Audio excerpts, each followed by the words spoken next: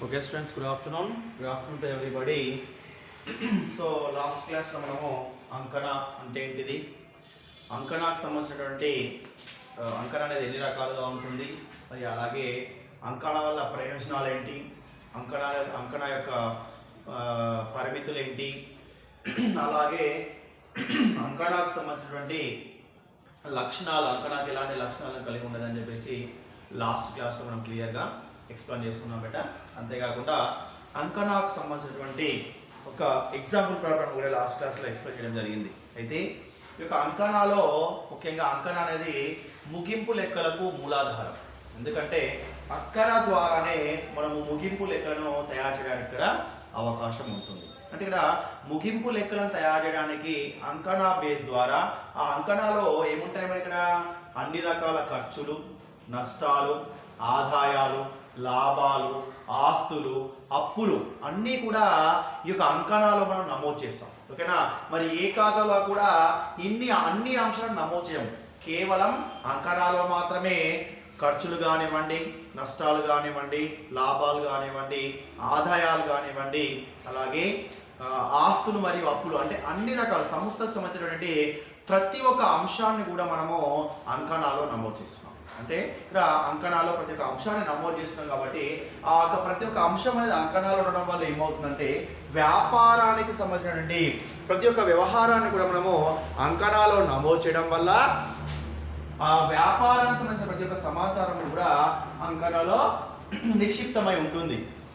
దాని ద్వారా ఆడిటర్లు కానివ్వండి, అకౌంటెంట్లు కానివ్వండి, వ్యాపారానికి అవసరమైనటువంటి ముగింపు లెక్కలను తయారు చేయడానికి అంకణను ఒక ఆధారంగా తీసుకొని, ఓకేనా, అంకణను ఒక ఆధారంగా తీసుకొని ఒక ముగింపు లెక్కలను తయారు చేశారు. అంటే ముగింపు లెక్కలో ఏం తయారు చేస్తారు బేట, వర్తకపు ఖాతాను తయారు చేస్తారు, అలాగే లాభ నష్టాల ఖాతాను తయారు చేస్తారు, అలాగే ఆస్తి అప్పుల పట్టికను కూడా ఈ యొక్క అంకణలో తయారు చేయడం జరుగుతుంది బేట. అంటే దీని ద్వారా ఏం తెలుస్తుంది, ఆ వర్తకపు ఖాతా ద్వారా సంస్థకు కొనుగోలు కానివ్వండి, అమ్మకాలు కానివ్వండి, ఎంత సరుకును ఉత్పత్తి చేసామో, ఎంత సరుకును అమ్మామో, మనకి ఎంత లాభం వచ్చిందని వర్తకపు ఖాతా తెలియజేస్తుంది. లాభ నష్టాల ఖాతా ద్వారా సరుకులను అమ్మడం వల్ల సంస్థ లాభాల్లో ఉందా, నష్టాల్లో ఉందా అనేది లాభ నష్టాల ఖాతా తెలియజేస్తుంది. అలాగే ఆస్తి అప్పుల పట్టిక ద్వారా సంస్థకు అప్పులు ఎన్ని ఉన్నాయి, ఆస్తులు ఎన్ని ఉన్నాయి అనేది ఆస్తి అప్పుల పట్టిక ద్వారా సంస్థ యొక్క బాగోగులను మరియు స్థితిగతులను గురించి ఆస్తి అప్పుల పట్టిక తెలియజేస్తుంది. అంటే ఇవన్నీ తెలియాలంటే మనకు ముఖ్యంగా ఉండాల్సింది ఏంటి, ఇక్కడ అంకణ. ఓకేనా. అంకణలో నిక్షిప్తమైనటువంటి అంశాలను ఆధారంగా తీసుకొని మనం ఇక్కడ మూలధన ఖాతాలను, మూలధన ఖాతాలు కాదు, ఇక్కడ ఆస్తి అప్పుల పట్టిక కానివ్వండి, వర్తకపు ఖాతా కానివ్వండి, లాభ నష్టాల ఖాతాను కానివ్వండి, ఇక్కడ మనము తయారు చేయగలుగుతున్నాం బేట. అంటే ఒకవేళ అంకణ అనేది ఆధారంగా లేకపోయినట్లయితే ముగింపు లెక్కలను తయారు చేయడానికి కానీ, అలాగే ఆర్డర్లు సంస్థ స్థితిగతులను తెలుసుకోవడానికి కానివ్వండి, తర్వాత అకౌంటెంట్లో వ్యాపార సంస్థ పరిస్థితి తెలుసుకోవడానికి కానివ్వండి, ఇక్కడ అవకాశం ఇక్కడ ఉండదు ఇక్కడ. అంటే దాని ద్వారా అంకణ ద్వారానే వ్యాపారానికి సంబంధించిన ప్రతి అంశాన్ని అంకణలో నమోదు చేస్తున్నాం కాబట్టి మనకు కావాల్సిన ప్రతి సమాచారాన్ని కూడా ఈజీగా అంకణ ద్వారా మనము తెలుసుకోవడానికి అవకాశం ఉంటుంది బేట. అందుకే అంకణాన్ని అన్నింటికీ ఆధారభూతం అని చెప్పేసి కూడా చెప్తున్నాం బేట. అయితే ఈ అంకణకు సంబంధించి మనకు కొన్ని లెక్కలు కూడా ఉన్నాయి బేట. ఫస్ట్ మనము చిన్న చిన్న లెక్కల నుండి పెద్ద పెద్ద లెక్కలకు వెళ్దాం. ఫస్ట్ మనకి ఇచ్చినటువంటి మొదటి లెక్క ఒకసారి. ఫస్ట్ లెక్క, కింది వివరాల నుండి అంకణాలు తయారు చేయండి. అంటే ఇచ్చినటువంటి వివరాలను మనం ఏం చేయాలా, అంకణాలు తయారు చేయాలి. ఓకేనా. ఏమంటున్నా, రవాణా 2000 రూపాయలు, మూలధనం 28,000 రూపాయలు, జీతాలు 4,000 రూపాయలు, బ్యాంకులో నగదు 8,000 రూపాయలు, బ్యాంకు ఓవర్ డ్రాఫ్ట్ 6,000 రూపాయలు, అమ్మకాలు 33,000, రుణగ్రస్తులు 53,000 రూపాయలు అని చెప్పేసి ఇక్కడ ఇవ్వడం జరిగింది బేట.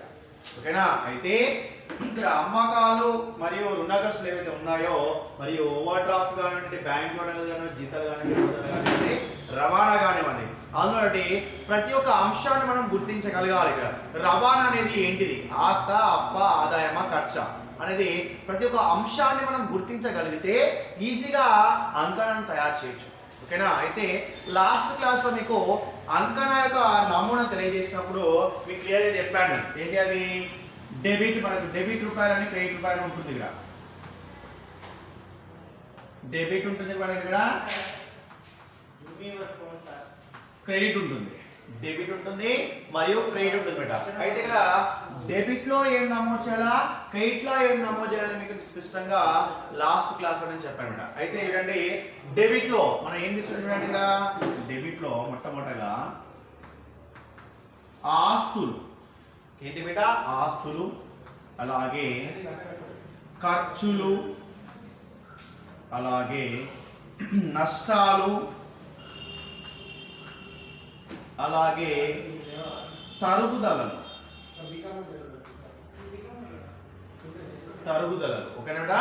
అంటే డెబిట్ కాలంలో మనం వేటికి సంబంధించిన రూపాయలను నమోదు చేసుకోవాలి. ఒకసారి ఆస్తులకు సంబంధించినటువంటివి, ఖర్చులకు సంబంధించినటువంటివి, నష్టాలకు సంబంధించినటువంటి వాటి రూపాయలను మనము అంకణాలో డెబిట్ వైపున నమోదు చేసుకోవాలి బేట. అలాగే క్రెడిట్ వైపున ఒకసారి క్రెడిట్ లో వచ్చేసి అప్పులు, తర్వాత ఆదాయాలు, అలాగే లాభాలు. ఇక్కడ అప్పులకు సంబంధించినటువంటి అంశాలు మరియు ఆదాయాలకు సంబంధించిన అంశాలు, అలాగే లాభాలకు సంబంధించినటువంటి అంశాలను మాత్రమే అంకణాలో క్రెడిట్ వైపున నమోదు చేసుకోవాలి.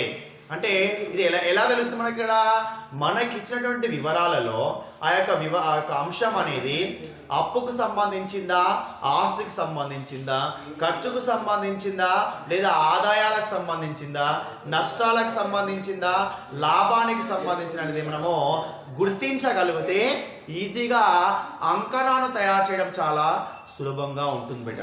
అంటే మనం ఏం చేయాలి? ఇక్కడ మనము నమోదు చేసినటువంటి ప్రతి ఒక్క అంశం ఏదైతే ఉందో ఆ చెబుతున్నప్పుడు ఒక అంశం ఇది ఖర్చా, నష్టమా, ఆదాయమా, లాభం అనేది మనము ఎక్స్ప్లెయిన్ చేసుకుని చెప్తాం. ఆల్రెడీ ఇంతకుముందు మన చిట్టాపద్దులు రాసినప్పుడు మీకు చెప్పాను ఇక్కడ ఒక అంశాన్ని, అది ఖర్చా, ఆదాయమా, నష్టమా, లాభమా, ఆస్తి అనేది కూడా మీకు స్పష్టంగా చెప్పడం జరిగింది. సో అలా వాటిని మీరు మరొకసారి రివైజ్ చేసుకున్నట్లయితే ఇక్కడ ఇచ్చినటువంటి అంశాలను గుర్తించగలిగితే మీరు అంకణాన్ని తయారు చేయడము చాలా చాలా ఈజీ బెటర్. ఓకేనా?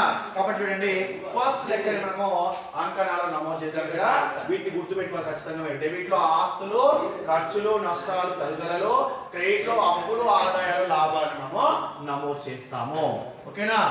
చూడండి, ఇక్కడ ఫస్ట్ అంకణ యొక్క పట్టిక తీసుకుందాం మనము.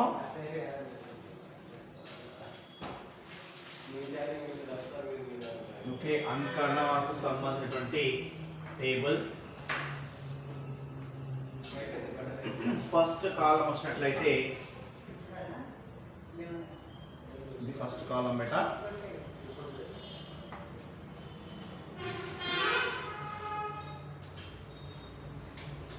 ఇందులో ఫస్ట్ క్రమ సంఖ్య అంటాం దీన్ని. క్రమ సంఖ్య అంటే 1, 2, 3 వాటికి సంబంధించింది. అలాగే నెక్స్ట్ వివరాలు. నెక్స్ట్ ఏంటి బేట? ఇది వివరాలకు సంబంధించినటువంటిది.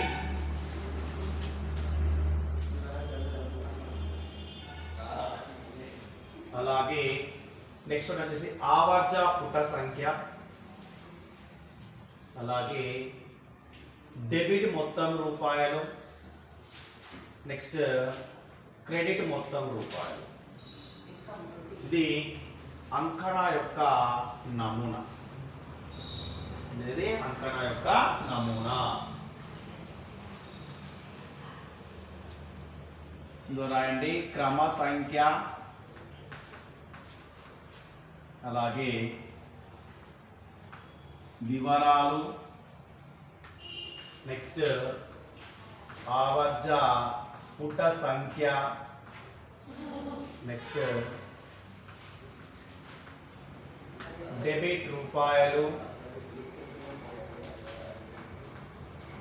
క్రెడిట్ రూపాయలు. ఇది అంకణ యొక్క పట్టిక. అంటే ప్రతి ఒక్క చాప్టర్కి సంబంధించి మనకు సపరేట్గా ఒక్కొక్క పట్టికని వేసుకోవడం జరిగింది బేట. ఇది అంకణాకు సంబంధించినటువంటి పట్టిక. ఈ పట్టిక ద్వారా మనం ఏం చేస్తాం, ఇక్కడ అంకణాకు సంబంధించినటువంటి వ్యవహారాలన్నింటినీ కూడా ఇందులో నమోదు చేయడం జరుగుతుంది మనం. ఓకేనా, చూడండి ఫస్ట్ ఏమో ఇక్కడ రవాణా.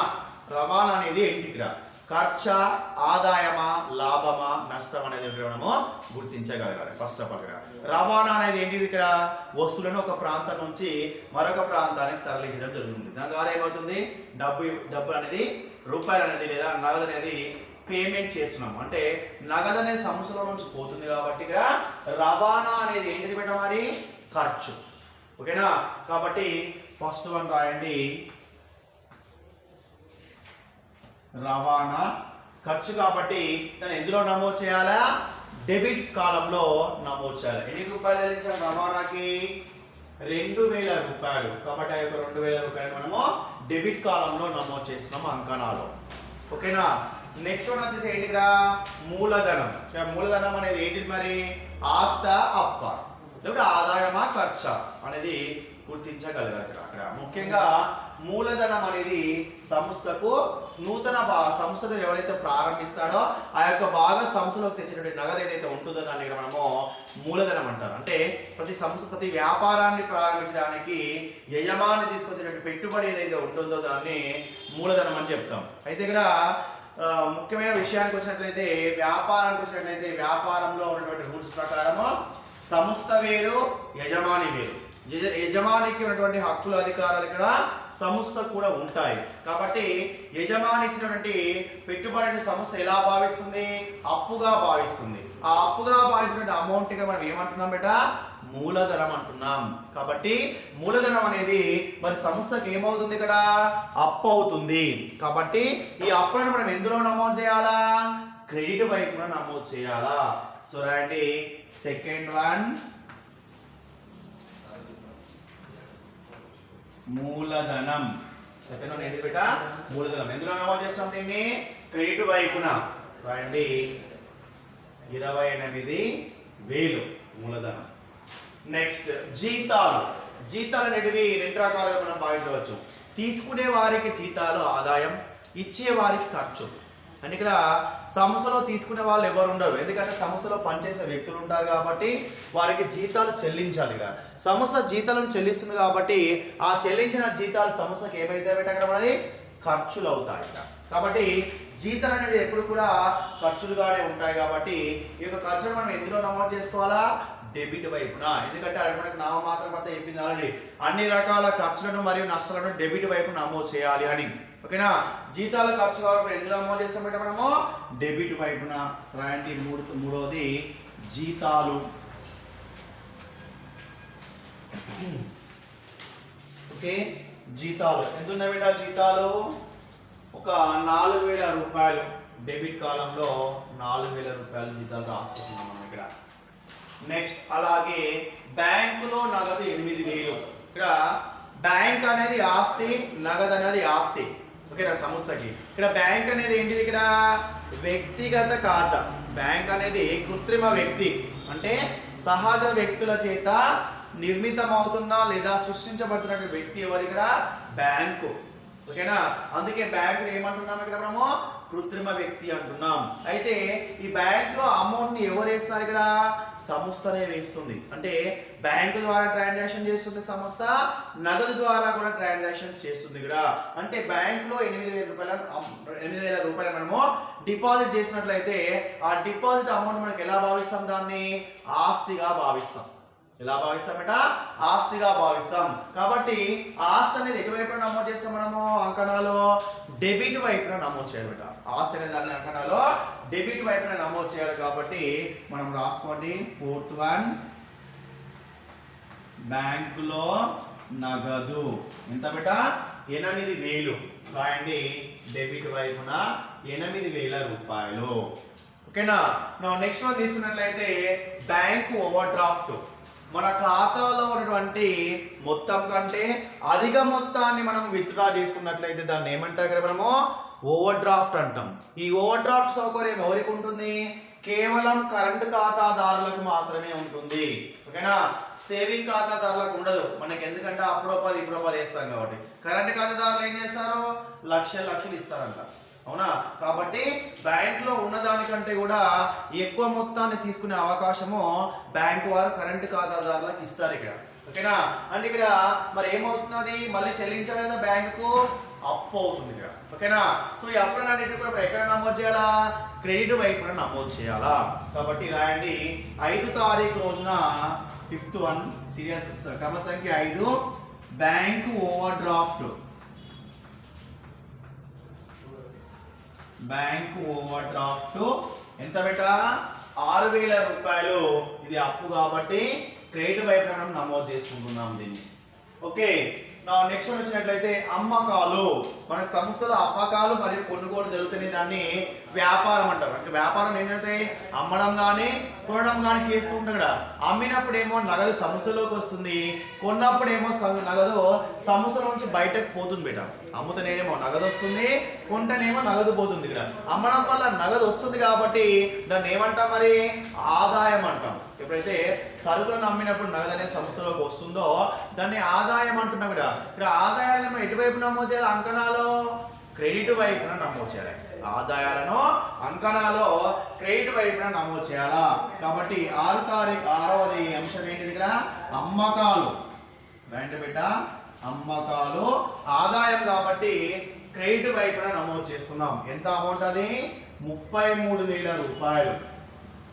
ఓకేనా, నా చివరిగా రుణగ్రస్తులు. అంటే డబ్బు ఇచ్చినటువంటి వ్యక్తుల డబ్బులని తీసుకునే వ్యక్తులు అయితే ఉంటారు వారు రుణగ్రస్తులు అంటారు. డబ్బు ఇచ్చే వాళ్ళని రుణదాతలు అంటారు. అంటే ఇక్కడ రుణగ్రస్తులు అనేది సంస్థకి ఏంటిది, ఇక్కడ ఆస్తి. ఓకేనా, అంటే సంస్థకు అవసరమైన డబ్బును సమకూర్చుతున్నారు ఇక్కడ రుణగ్రస్తులు ఇక్కడ. కాబట్టి దాన్ని ఆస్తిగా భావిస్తాం. ఈ ఆస్తిని మనం ఎటువైపు నమోదు చేయాలి, మనము అంకణాలో డెబిట్ వైపున నమోదు చేయాలి ఇక్కడ. కాబట్టి మరి రాయండి 7వ అంశము రుణగ్రస్తులు.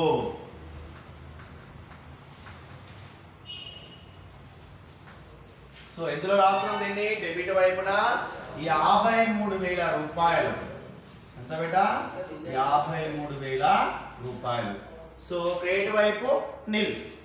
సో ఇప్పుడు ఏం చేయాలి, మనము డెబిట్ క్రెడిట్ రెండు కూడా కూడాలి.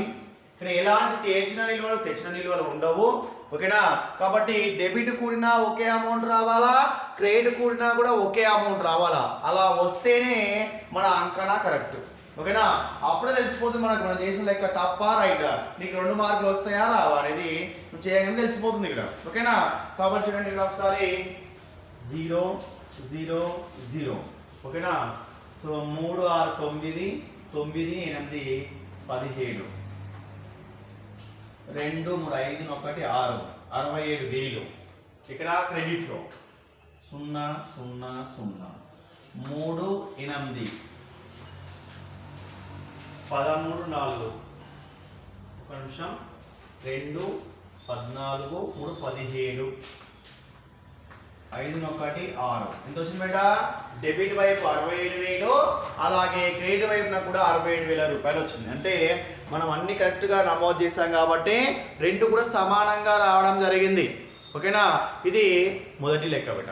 ఓకే, నెక్స్ట్ రెండవ లెక్క రాసుకుందాం. మనం రాసుకోండి బేట మీరు.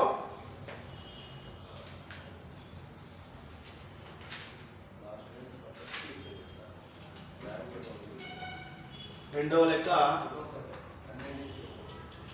ఈ క్రింది వివరాలను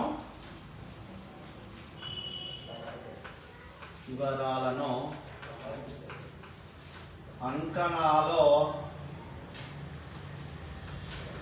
నమోదు చేయండి. ఎందులో నమోదు చేయాలా, అంకణాలో. చూడండి ఏమంటున్నాడు ఇక్కడ, ప్రారంభ సరుకు. ప్రారంభపు సరుకు ఎంత ఉంది బేట, 22,000. ప్రారంభపు సరుకు 22,000. అలాగే చెల్లింపు బిల్లులు.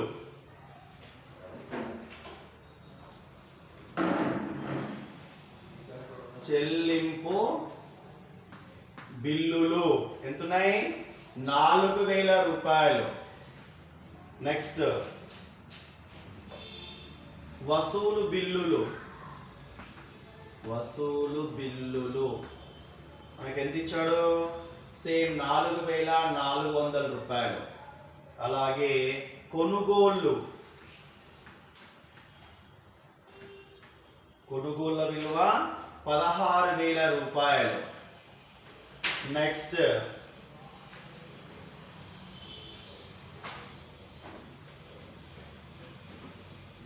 అమ్మకాల వాపసులు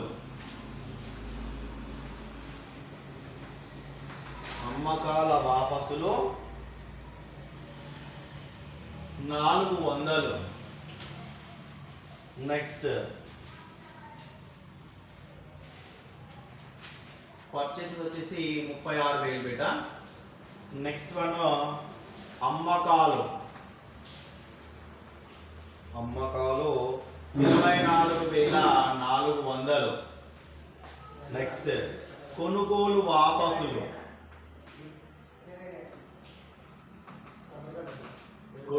వాపసులు 600 రూపాయలు. నెక్స్ట్ మూలధనం 33,800. మూలధనం అనేది ఎంత బేట? 33,800. ఇది రెండవ లెక్క బేట. సో ఫస్ట్ లెక్క కంప్లీట్ అయిపోయింది కాబట్టి నెక్స్ట్ సెకండ్ ప్రాబ్లం స్టార్ట్ చేద్దాం ఒకసారి మనం. ఇంకా right wait for a moment. ఇది కొంచెం పెద్ద ఉంది వరకు పడేటట్లేదు.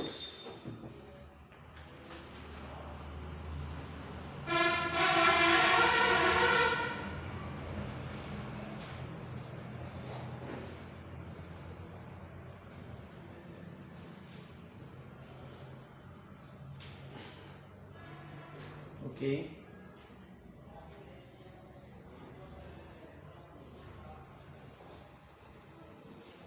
ఫస్ట్ క్రమ సంఖ్య,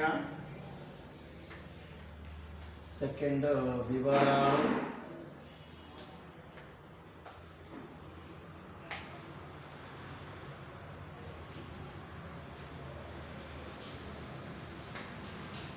థర్డ్ వన్ వచ్చేసి ఆవర్జ పుట సంఖ్య,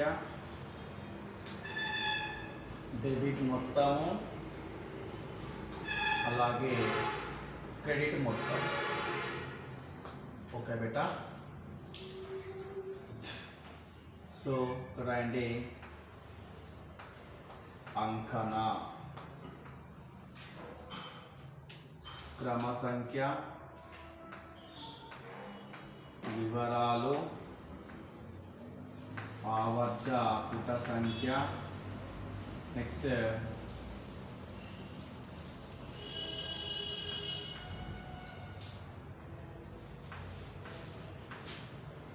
డెబిట్ రూపాయలు,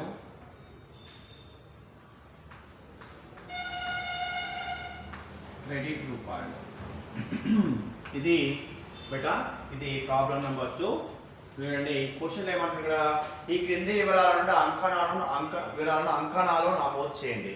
ఫస్ట్ మనకి ఏమి ఇచ్చిన బేట? ప్రారంభపు సరుకు. ఓకేనా, ఏమి ఇచ్చిన ఇక్కడ?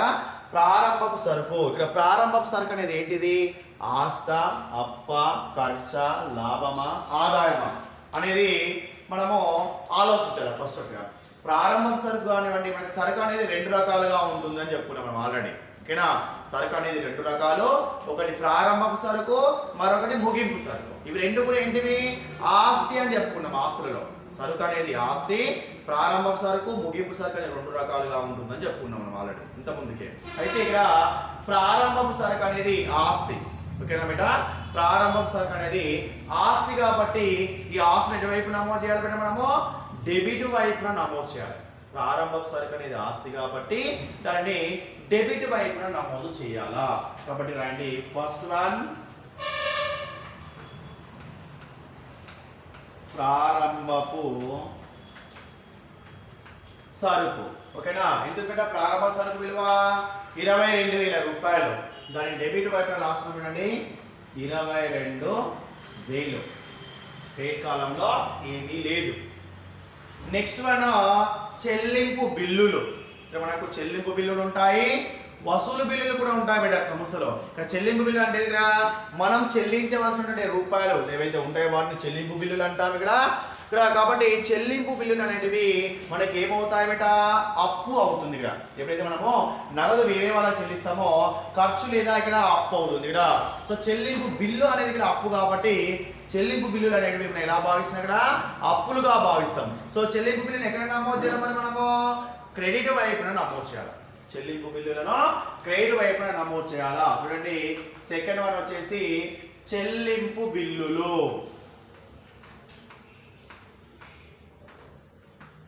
చెల్లింపు బిల్లులు అప్పుది ఈ అప్పులను ఎందులో నమోదు చేస్తున్నామో క్రెడిట్ వైపున ఎంత పెట్ట మనకి ఇచ్చింది 4000 రూపాయలు చెల్లింపు బిల్లు క్రెడిట్ కాబట్టి అప్పు కాబట్టి క్రెడిట్ లో నమోదు చేసాం నెక్స్ట్ వన్ వసూలు బిల్లులు 4000 రూపాయలు ఇక్కడ వసూలు బిల్లు అంటే ఇక మనం వస్తువులు ఇవ్వడం ద్వారా కానివ్వండి లేదా వస్తువులను ఇవ్వడం ద్వారా తీసుకోవడం ద్వారా కానివ్వండి ఇంకే రకమైన అంటే వస్తువులను అమ్మేటప్పుడు మాత్రమే వాళ్ళ దగ్గర నుంచి బిల్లు రావాల్సి ఉంటుంది మనకి కాబట్టి ఎప్పుడైతే వస్తువులను అమ్ముతున్నామో ఆ వసూలు బిల్లు అంటే మనకి ఏమైతే ఇక్కడ ఆస్తి అవుతుంది ఇక్కడ వసూలు అయినటువంటి బిల్లు అనేది మనకి ఏమవుతుంది ఇక్కడ ఆస్తి అవుతుంది కాబట్టి ఈ యొక్క ఆస్తిని ఎటువైపు నమోదు చేయాలి మనము చెప్పండి ఒకసారి ఆస్తుల వైపు అంటే అంకణాలు ఎక్కడ తీసుకోవాలి మరి డెబిట్ వైపున తీసుకోవాలి ఎందుకంటే ఆస్తులు అన్నిటిని కూడా మనము డెబిట్ లో నమోదు చేస్తున్నాం కాబట్టి ఆస్తులన్నింటినీ కూడా మనము డెబిట్ లో నమోదు చేస్తున్నాం కాబట్టి అంకణాలు కూడా డెబిట్ వైపున నమోదు చేయాలా రాయండి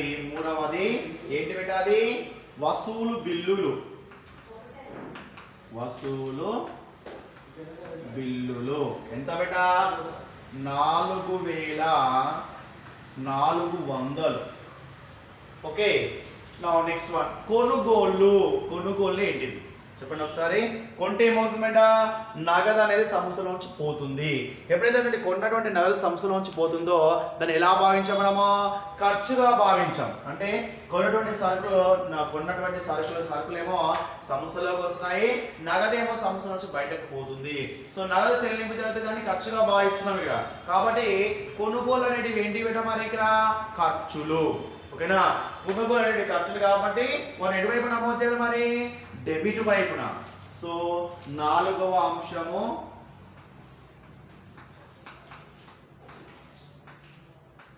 కొనుగోలు ఎంత ఉన్నాయి బేట కొనుగోలు 36,000 రూపాయలు ఎందులో రాసుకోవాలి డెబిట్ కాలంలో 36,000 రూపాయలు ఓకేనా నెక్స్ట్ వన్ తీసుకోండి అమ్మకాల వాపసులు మనం ఇంతకుముందే చెప్పారుగా మనం అమ్మేటువంటి సరుకు మనకు వాపసు వచ్చింది అనుకోండి దాన్ని ఏం చేస్తాం అది ఏమవుతుంది మనకి ఇక్కడ ఖర్చు అవుతుంది ఎందుకంటే మనం ఆల్రెడీ సరుకులను అమ్మినాం మళ్ళీ రిటర్న్ వచ్చినాయి అనుకో ఏం చేయాలనేది సరుకులు కానీ ఇవ్వాలా లేదా నగదు కానీ ఇవ్వాలా అంటే ఇక్కడ ఏమవుతుంది నగదు కానీ సరుకులు కానీ మళ్ళీ చెల్లిస్తున్నాం ఇక్కడ కాబట్టి ఏమవుతుంది మనకు ఖర్చు అవుతుంది కదా కాబట్టి అమ్మకాల వాపసు ఖర్చులు కాబట్టి మరి ఎందులో నమోదు చేసుకుంటాం బిడ్డ దాన్ని డెబిట్ వైపున నమోదు చేసుకోవాలి అంకణాలు ఓకేనా అమ్మకాల వాపసులు అనేటివి అంకణాలు డెబిట్ వైపున నమోదు చేసుకోవాలి రండి అమ్మకాల వాపసులు అమ్మకాలేమో క్రెడిట్ ఆదాయం అమ్మకాల వాపసులేమో డెబిట్ ఖర్చు ఓకేనా బిడ్డ కాబట్టి ఎంత అమ్మకాల వాపసులు 400 రూపాయలు ఓకేనా నెక్స్ట్ వన్ వచ్చేసి ఇక్కడ ఏమంటే అమ్మకాలు ఇచ్చాడు మళ్ళీ అమ్మకాలు ఏంటిది బిడ్డ ఆదాయం ఎందుకంటే సరుకులను అమ్మడం వల్ల మనకు నగదు అనేది వస్తుంది ఆ వచ్చేటువంటి నగదు మన సంస్థకి ఏమవుతుంది ఇక్కడ ఆదాయం అవుతుంది బిడ్డ కాబట్టి ఆ వచ్చినటువంటి ఆదాయం ఎటువైపు నమోదు చేసుకుంటామో క్రెడిట్ వైపున నమోదు చేసుకుంటాము కాబట్టి 6వ తారీఖు రోజున అమ్మకాలు ఈ అమ్మకాలు అనేవి ఏంటి ఆదాయాలు కాబట్టి ఎక్కడ నమోదు చేసుకుంటున్నామో క్రెడిట్ వైపున రాయండి 24,400 రూపాయలు క్రెడిట్ వైపున మనం నమోదు చేసుకోవడం జరిగింది ఓకేనా నెక్స్ట్ వన్ తీసుకున్నట్టయితే కొనుగోలు వాపసులు ఏమవుతుంది ఇక్కడ మనకు ఆదాయం అవుతుంది ఎందుకంటే కొన్న సరుకులు ఏమైనా సరుకులు ఖరాబ్ అయినా లేదా మిగిలిన సరుకులు వాపసు పంపించినా మనకు నగదు అనేది వస్తుంది అంటే వసూలు అవుతుంది ఇక్కడ నగదు అనేది సో నగదు అనేది వస్తుంది కాబట్టి అప్పుడు మనకి ఏమవుతుంది అది ఆదాయం అవుతుంది ఎప్పుడైతే ఆదాయాలు ఉంటాయో ఆదాయాలన్నింటినీ కూడా ఎటువైపు నమోదు చేస్తామంటే మనము క్రెడిట్ వైపున నమోదు చేయడం జరుగుతుంది ఇక్కడ అంటే ఇక్కడ కొనుగోలు ఏమో డెబిట్ కొనుగోలు వాపసులేమో క్రెడిట్ అమ్మకాలేమో క్రెడిట్, అమ్మకాల వాపసులేమో డెబిట్ ఇక్కడ, అంటే రివర్స్ గా ఉంటాయి ఇక్కడ. కాబట్టి రాయండి 7వ అంశము కొనుగోలు వాపసులు.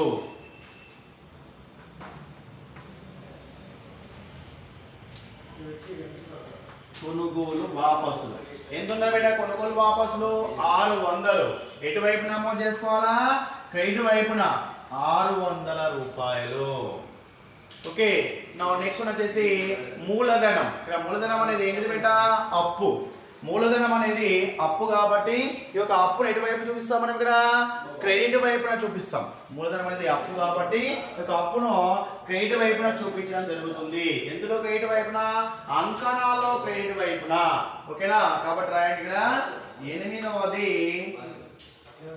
మూలధనం. సో ఎంత బిడ్డ?